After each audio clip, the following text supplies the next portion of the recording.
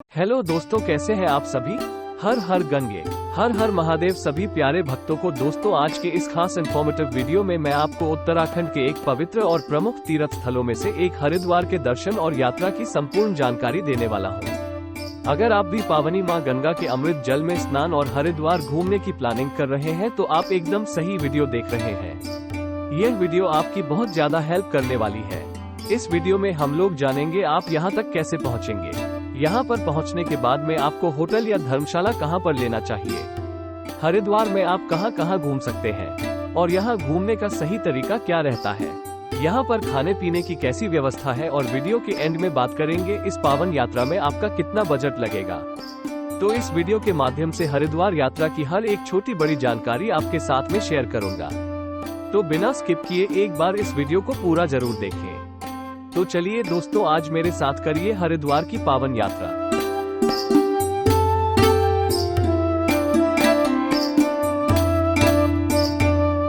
तो चलिए एकदम स्टार्टिंग से शुरू करते हैं और जानते हैं आप यहाँ तक कैसे पहुँचेंगे।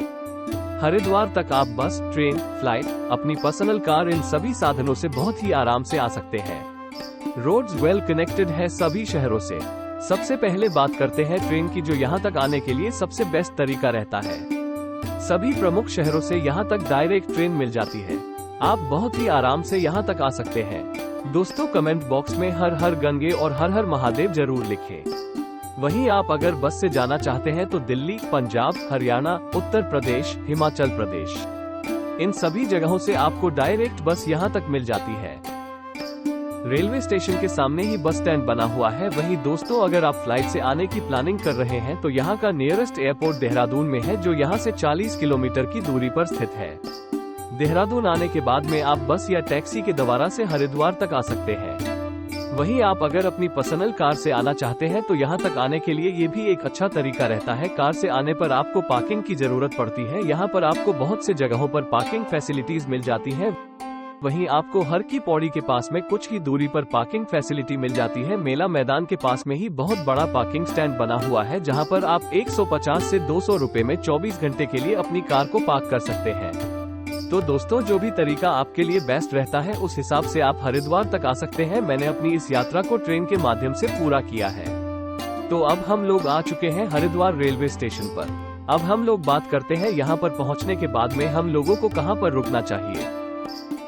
दोस्तों, पूरे हरिद्वार में हजारों होटल और धर्मशाला बने हुए हैं, जहां पर 300 रुपए में रूम स्टार्ट हो जाते हैं। लेकिन हरिद्वार में रेलवे स्टेशन के सामने या हर की पौड़ी के पास में रुकना सबसे अच्छा ऑप्शन रहता है।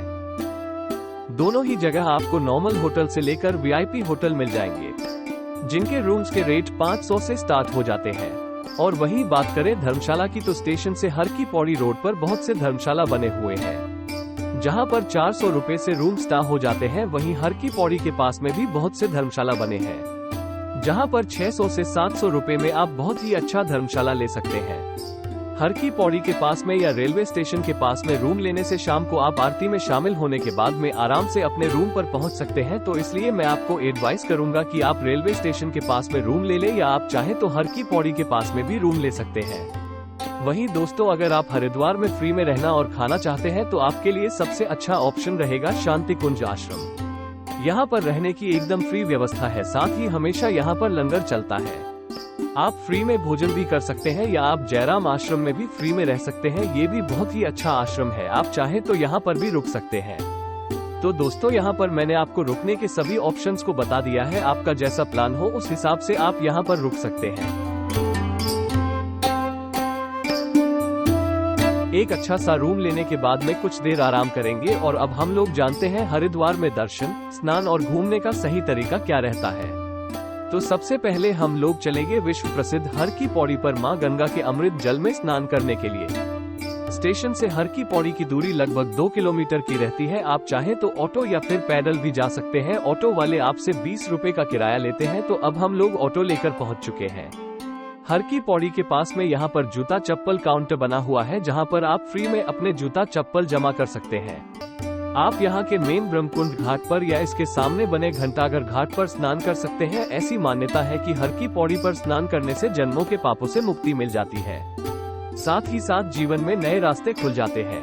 हर हर गंगे का जाप करते हुए मां गंगा जी का आशीर्वाद प्राप्त करें। तो ब्रह्मकुंड घाट पर प्राचीन गंगा मंदिर स्थापित है, जहां पर आप दर्शन कर सकते हैं। मां गंगा सभी की मनोकामनाओं को जरूर पूरा करेगी। शाम को 6 बजे ब्रह्मकुंड घाट पर आरती का आयोजन होता है, जिसमें शामिल होने के लिए हजारों भक्त आते हैं। तो आप यहां पर आकर आरती में शामिल हो सकते हैं। तो चलिए अब हम लोग जानते हैं हरिद्वार में कौन कौन से प्रमुख मंदिरों में आप दर्शन करने जा सकते हैं। मां गंगा के पावन जल में स्नान करने के बाद में सबसे पहले हम लोग चलेंगे माता मनसा देवी और माता चंडी देवी के दर्शन करने के लिए।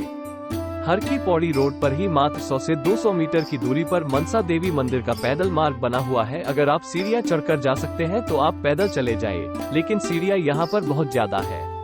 अगर आप सीढ़ियां चढ़ सकते हैं तभी पैदल मार्ग से जाइए, वरना आप रोपवे के माध्यम से भी जा सकते हैं। कुछ ही दूरी पर रोपवे का रास्ता गया हुआ है, आप रोपवे के माध्यम से भी मनसा देवी मंदिर और चंडी देवी मंदिर तक जा सकते हैं। मनसा देवी तक आने जाने के लिए रोपवे का टिकट 130 रुपए लगता है और वहीं मनसा देवी और चंडी देवी दोनों जगह जाने के लिए आपको कंबाइंड टिकट 350 रुपए का मिलता है।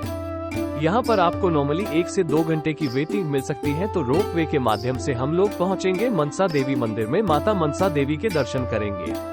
फिर उसके बाद में माता चंडी देवी जी के दर्शन कर उनका आशीर्वाद प्राप्त करेंगे। तो दोनों ही मंदिर बहुत ही ज्यादा फेमस है, आप यहाँ पर दर्शन करने जरूर आइए। दोस्तों, इन मंदिरों में दर्शन करने के बाद में अगर आपको वापसी करने में 12 से 1 बज जाता है या 2 बज जाते हैं, तो अब हम लोग चलेंगे उन मंदिरों में जो यहाँ से 6 से 7 किलोमीटर की दूरी पर स्थित है। वहीं दोस्तों, अगर आपको मनसा देवी मंदिर से वापसी करने में शाम के 4 से 5 बज जाते हैं, तो आप घंटाघर घाट पर सीढ़ियों पर बैठकर 6 बजे होने वाली आरती में शामिल हो सकते हैं। आरती को आगे बैठकर देखने के लिए लोग 4 बजे से ही आना शुरू हो जाते हैं। तो आप भी आ जाए आरती में शामिल होने के लिए। दोस्तों, हरिद्वार की गंगा आरती विश्व प्रसिद्ध है, यहाँ पर आपको बहुत ही ज्यादा अच्छा लगेगा। यहाँ का वातावरण बहुत ही शांति और सुकून देता है। तो आप इस आरती में जरूर शामिल हो। हर हर गंगे जय, मां गंगे के जयकारों से पूरा हरिद्वार गूंज उठता है। यहाँ का भक्तिमय नजारा देखकर आपका दिल खुश हो जाएगा। तो आप इस आरती में शामिल जरूर होइए। फिर आरती के बाद आप अपने रूम पर जाकर आराम कर सकते हैं। फिर सुबह हम लोग चलेंगे उन मंदिरों में जो 6 से 7 किलोमीटर की दूरी पर स्थित है। यहाँ पर इन मंदिरों में जाने का सबसे अच्छा तरीका रहता है कि आप ऑटो बुक कर लीजिए। ऑटो वाले आपसे 300 से 400 रुपए लेते हैं। 3 से 4 घंटे में 6 से 7 मंदिर के दर्शन कराने के बाद में फिर से आपको यहीं पर ड्रॉप कर देते हैं। तो सबसे पहले हम लोग चलेंगे पावन धाम शीश महल।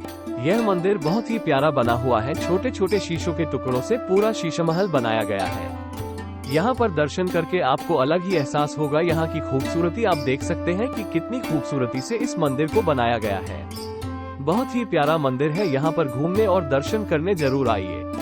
यहाँ पर दर्शन करने के बाद में अब हम लोग चलेंगे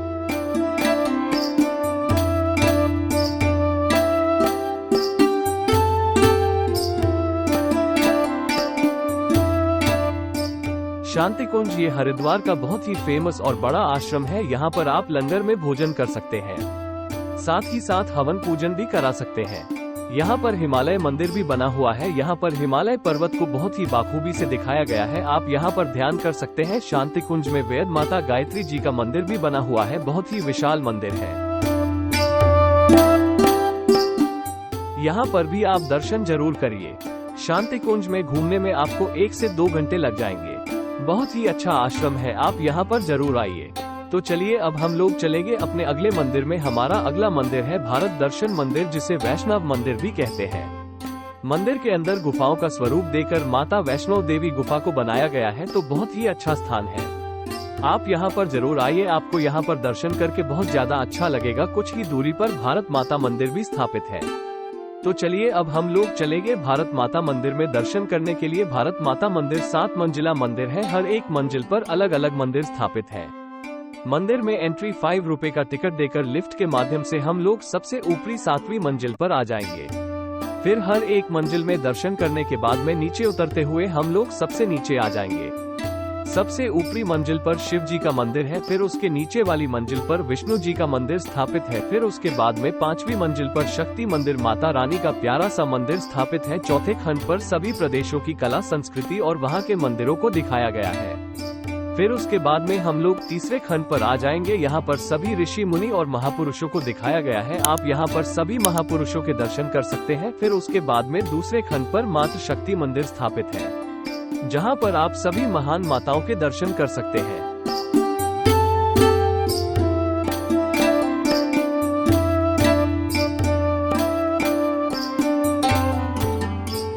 खंड 1 पर भारत माता का मंदिर स्थापित है, जिनके नज़ारे देखकर आपका दिल खुश हो जाएगा। दोस्तों, आपको यहाँ पर बहुत ज्यादा अच्छा लगेगा, तो आप इस मंदिर में दर्शन करने जरूर आइए। भारत माता मंदिर मार्ग पर ही श्री राम मंदिर भी बना हुआ है, यहाँ पर भी आप दर्शन कर सकते हैं। दोस्तों, इन सभी मंदिरों में दर्शन करने के बाद में अब हम लोग अपने रूम पर वापस आ जाएंगे। तो चलिए दोस्तों, अब हम लोग बात करते हैं खाने पीने की। दोस्तों, यहाँ पर बहुत ही फेमस रेस्टोरेंट बने हुए हैं। आप चोटी वाला रेस्टोरेंट में भी भोजन कर सकते हैं।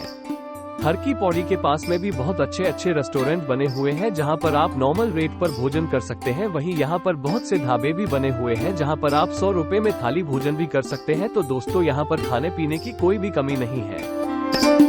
आपको यहाँ पर बहुत ही शुद्ध और पवित्र भोजन दिया जाता है। तो चलिए अब हम लोग बात करते हैं, इस पावन यात्रा को आप कितने दिनों में पूरा कर लेंगे। दोस्तों, अगर आप सुबह 6 से 7 बजे तक हरिद्वार आ जाते हैं, तो आप एक ही दिन में इन सभी मंदिरों को कवर कर लेंगे। और आप शाम को आरती में शामिल होने के बाद में 8 से 9 बजे वाली ट्रेन से आप अपने घर के लिए वापसी भी कर सकते हैं। वहीं मैं आपको एडवाइस करूंगा कि आप एक नाइट का स्टे यहाँ पर जरूर बनाइए, जिससे आप हरिद्वार को और भी अच्छे से घूम सके। तो चलिए अब हम लोग बात करते हैं सबसे जरूरी क्वेश्चन, बजट की। कितने बजट में आप इस पावन यात्रा को पूरा कर लेंगे?